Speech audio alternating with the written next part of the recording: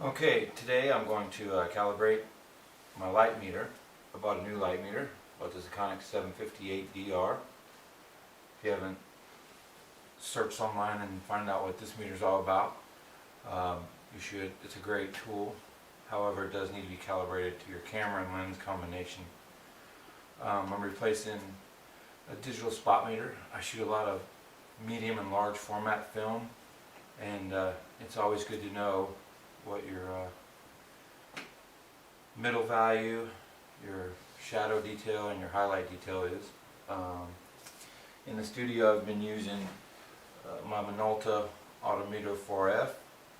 It has a PC sync port, so you can use a little IR trigger. Wing makes an infrared trigger, or you can hook a pocket wizard up to it, or an eBay trigger. We're going to be using a Speedotron 805 pack. We'll be triggering with pocket wizards. A couple things I want to go over with before we get started. We're going to be using a large light source. We're going to use a Westcott Apollo 50-inch softbox. You're going to need a gray card. The gray card is your reference. Your gray card is designed for exposure, not white balance. White balance tools come in a variety of shapes and sizes. Here's a couple. This one's a Weibel. It's measured with a spectrometer, and it's guaranteed to be within a certain tolerance at manufacture. That's for white balance. Also, the Color Checker Passport. It's also designed as a target. It's a color target.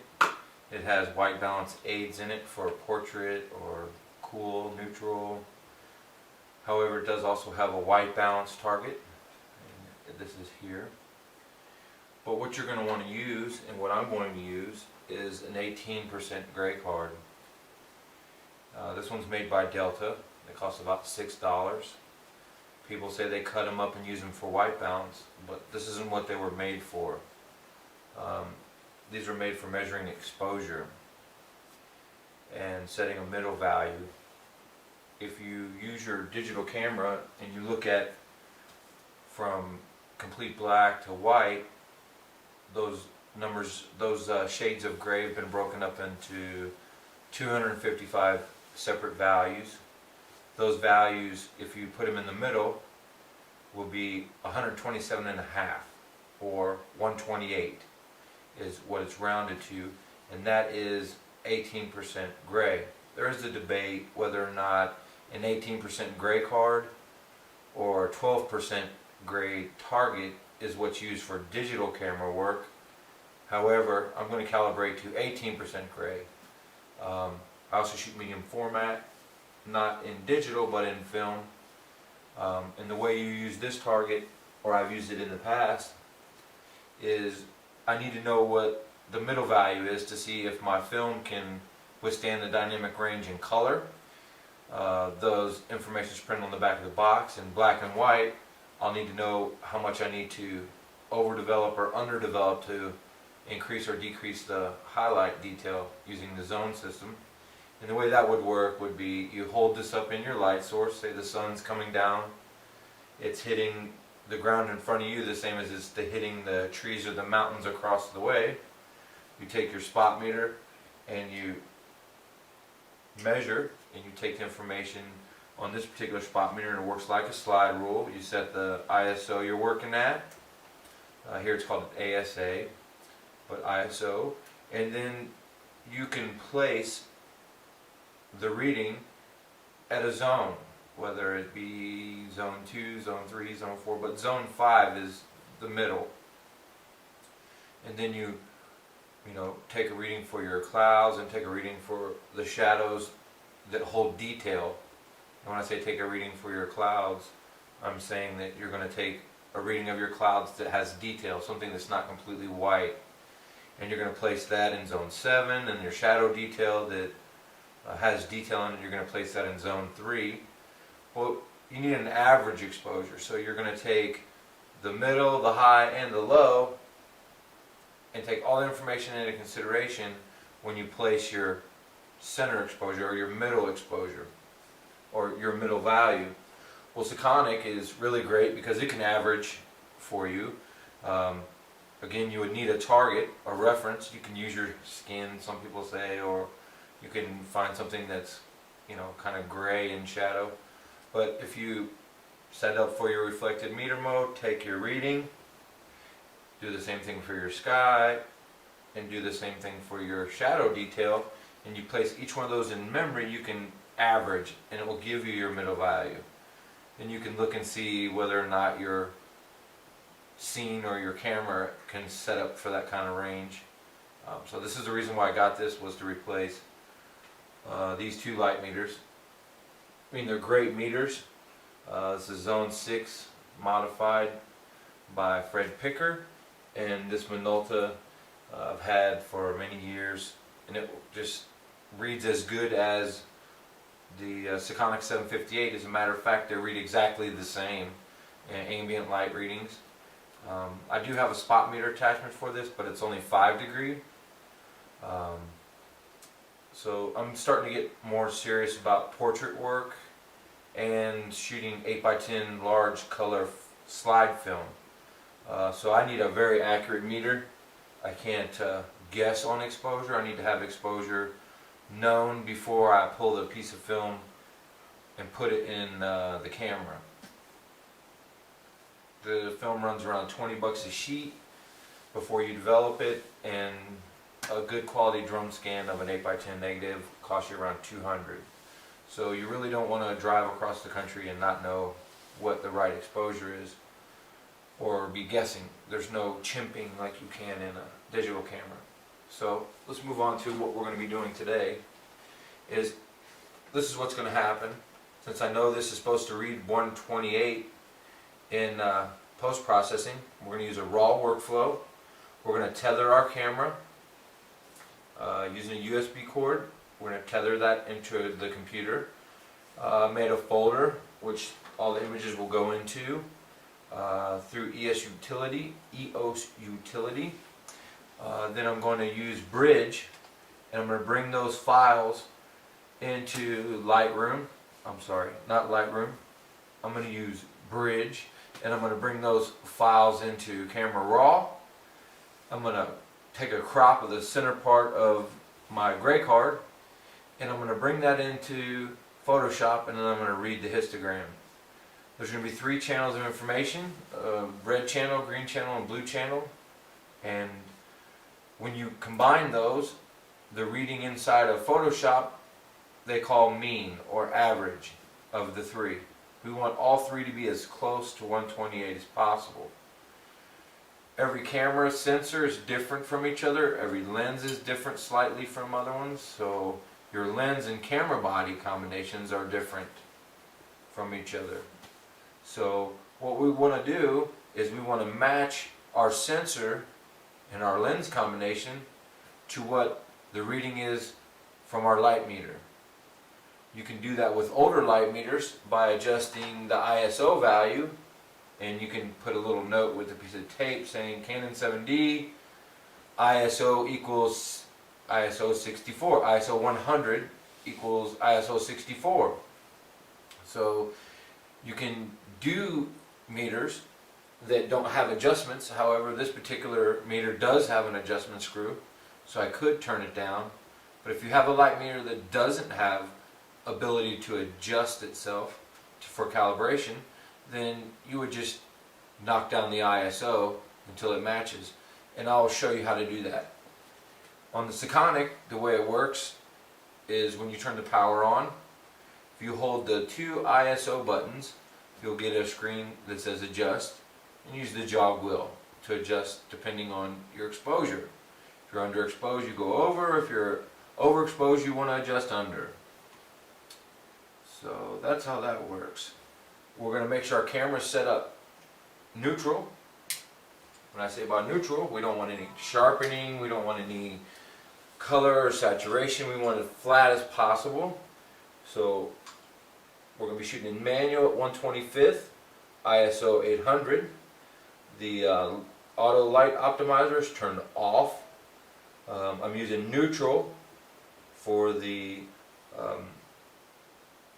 color space, or not actually the color space, but the picture style is set to neutral, or everything's zeroed out.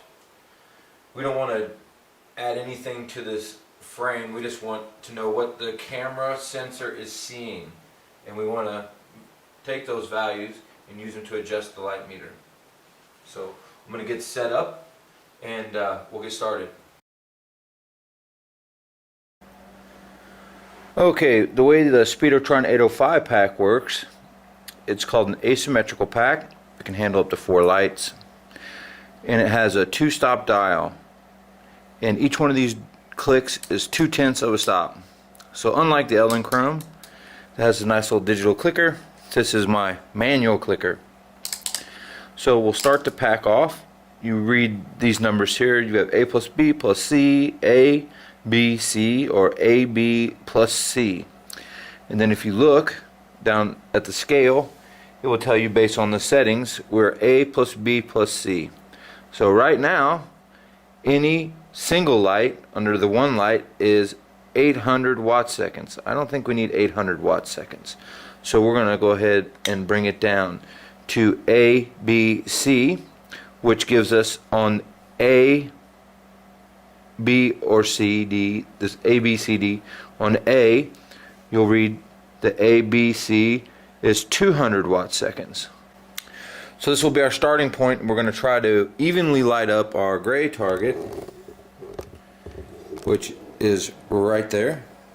Okay, it's evenly lit with our 50-inch Westcott. There's, even just from the modeling light, it's pretty evenly lit. I'm from the side here, but if we go right in the front, you can see that it's evenly lit.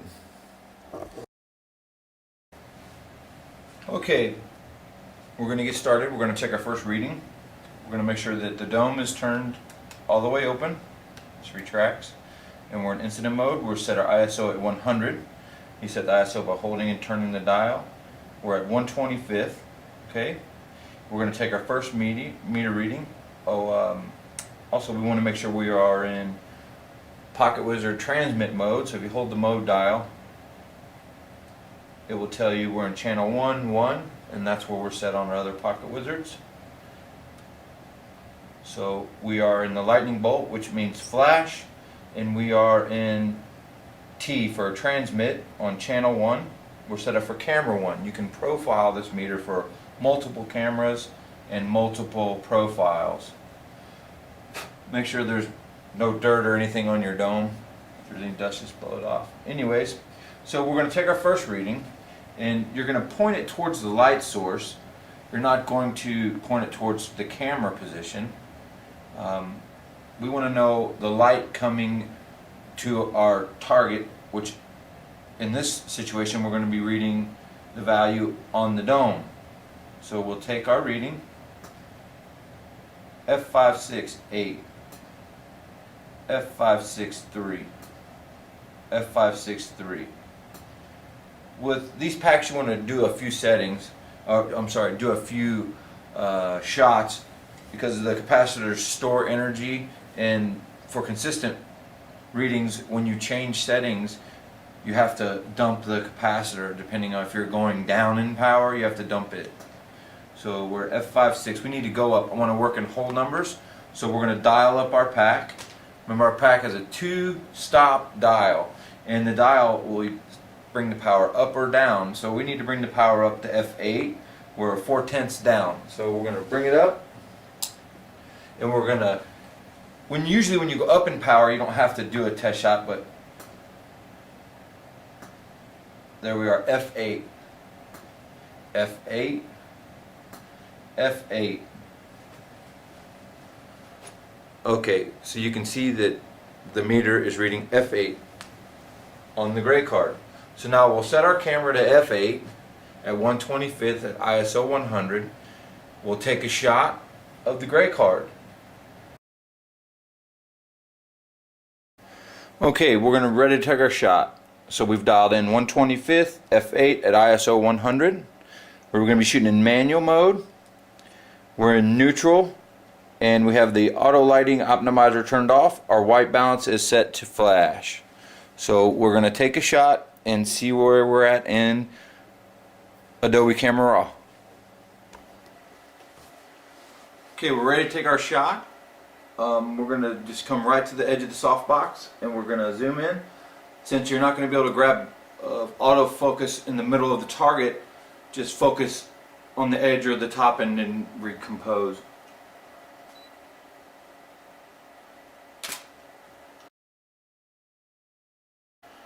Okay, so we'll bring up bridge and we'll take a look at our shot.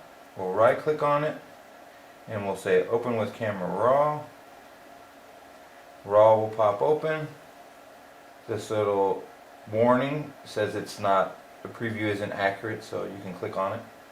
You can see right here that in the histogram it says the gray card and it's not in the center, it's underexposed.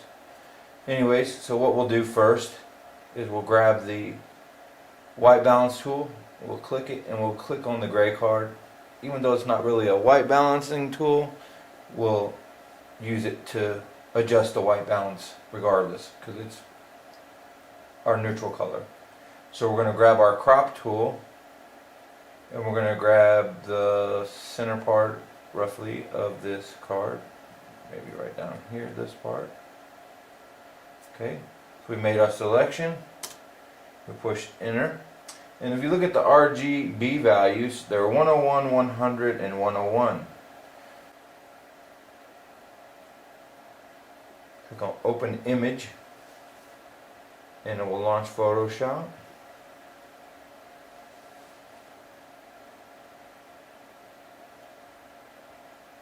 We're waiting for image to open. Okay. So looking at this image, the mean is 99.2. Let me zoom in so you can see that. So now, as we look at the histogram, we can see that it's definitely underexposing, and we need to adjust the light meter to compensate for that exposure. Okay, so we have our light meter. Okay, we're going to hold both ISO buttons, and we're going to adjust it. Not down, but up. So we'll go 4/10 of a stop. 4/10 on the adjustment. So I'll show you that again. Adjustment 4/10. Okay? Then what we'll do is we'll take another shot, but we'll have to dial our lights up. Okay, so since we made our adjustment, we need to turn our power up because we've dropped down 4/10. So instead of F8, or F5, 6, and 6. We need our meter to read F8. In order for it to read F8, we need to bring the power up. So I adjusted the pack, and we'll take us a shot. And we have F8, F8, F8.2, F8.1, F8. Okay, so F8, F8.1 actually, 1/10. I can live with 1/10. F8.1. Okay, so now we'll take another shot with the camera.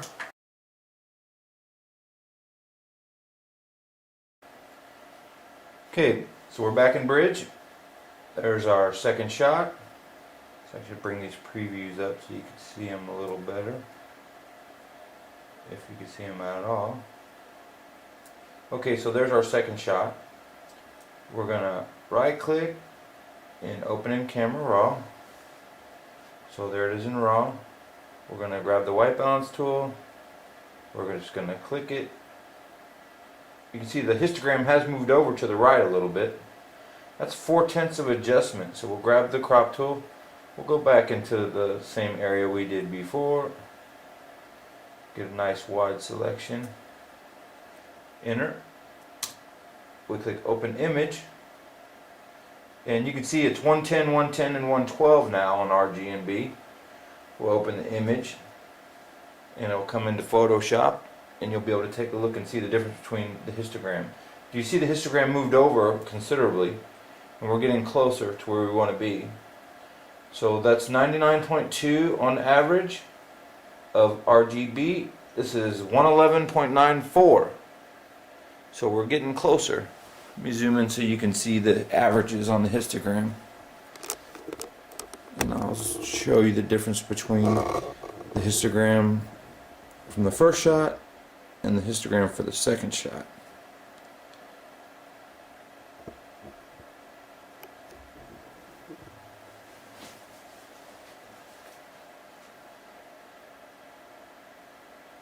Okay, here was our first shot. This was the camera and the meter just reading with factory settings in the meter. Our f8 exposure gave us 99.22. We need to be 128. Our second shot, when we put in 4/10 of an adjustment to correct for underexposure, we're now reading 111.4. So I'd say we need another 4/10 to get close to 128. 126, 132, that's all good for me. Okay, so let's set up and take our shot. Actually, let's grab our meter and make our adjustment.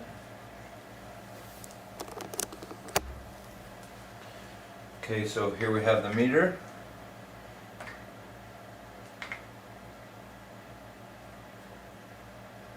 Okay, we're going to hold both ISO buttons and we're going to adjust.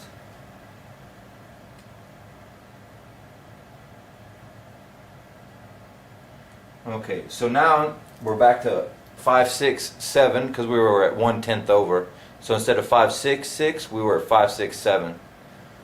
I don't care about 1/10. I mean, with these packs adjusting in 2/10 of a stop, 1/10 is pretty damn close to me. So we're going to go ahead and bring the power up on our packs, take another shot, and we should be right where we need to be.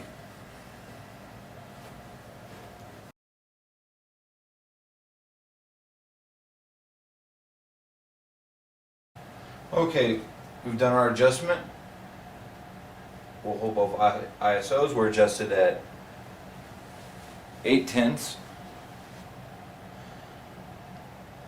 See here, 8/10. So we're going to take a shot. We haven't adjusted the pack yet. 566. Okay, so we're pretty damn close where we need to be. Alright? So we're going to power our packs up. And we're trying to get to F8. F8. Okay, so we've nailed F8 where we want our camera and our light meter to read the same. So we'll take another shot with our camera and we'll bring that in to raw. Okay, so we'll go ahead and focus in on the top of our target or the side of your target to get focus. Recompose to the center.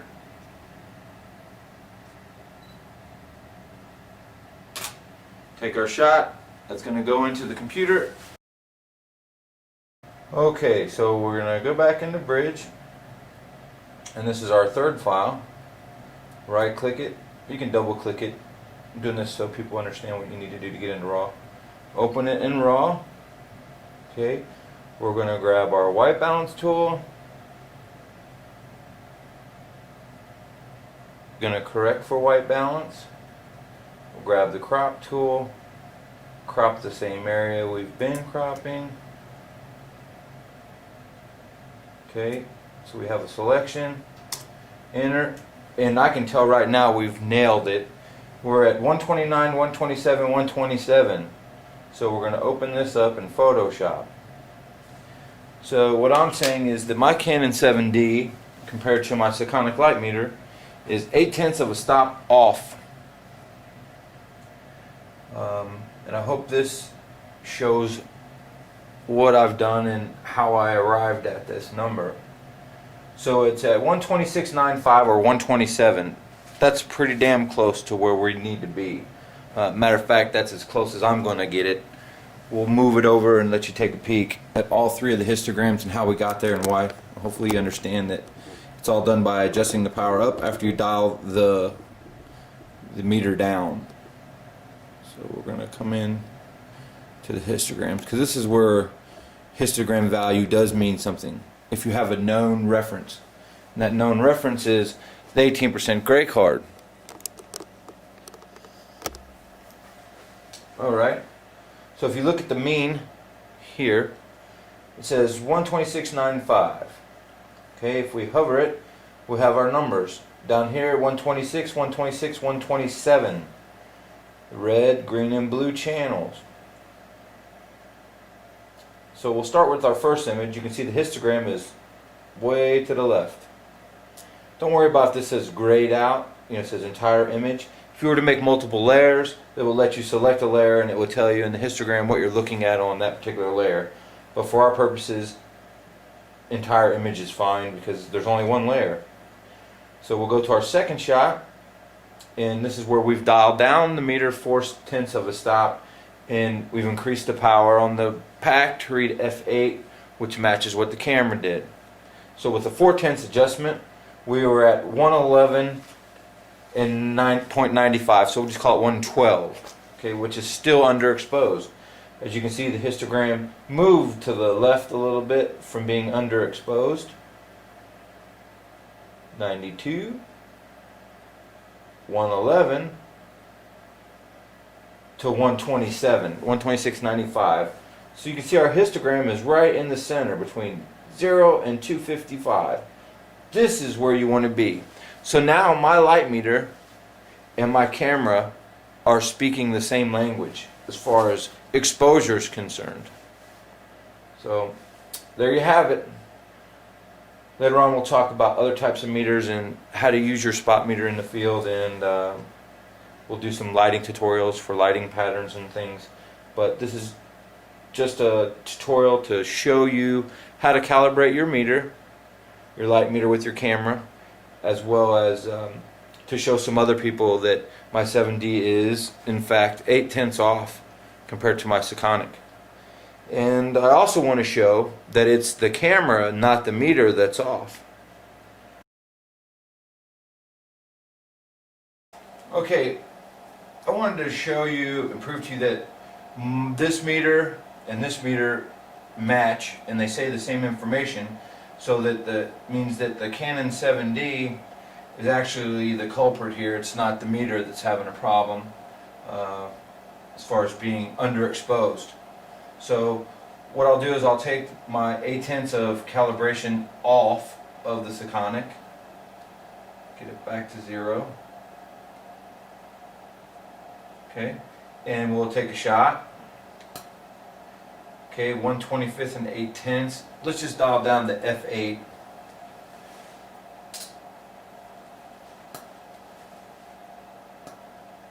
Okay, f8.3. f8.3 is fine. Okay, so now we have this meter here, and this meter here has what's called a non-corded mode, which you go into non-cord mode, you push the exposure button, and it flashes. It's waiting for a flash. So I'll use the 758 to trigger the flash, and we'll see what the reading is at the gray target. Okay, so again we'll set it up here just like we did the other one. We'll point out our light source, we'll trigger it, and if you read it, both of them of the meters read exactly the same. 1/25 ISO 100, f8.3, f8.3, so it's f8 and 3/10. That's what the pack was adjusted down to, f8 and 3/10. It's very unlikely that both of these meters are 8/10 off. When I have this zeroed out, this is zeroed out, and both of them read exactly the same. Okay, so that information leads me to believe that my Canon 7D is in fact not accurate as far as exposure, that it's underexposing 8/10. So I'm going to go ahead and I'm going to dial back in my 8/10. So I know that gives me my 128 at f8 just like I wanted it to. So we're done.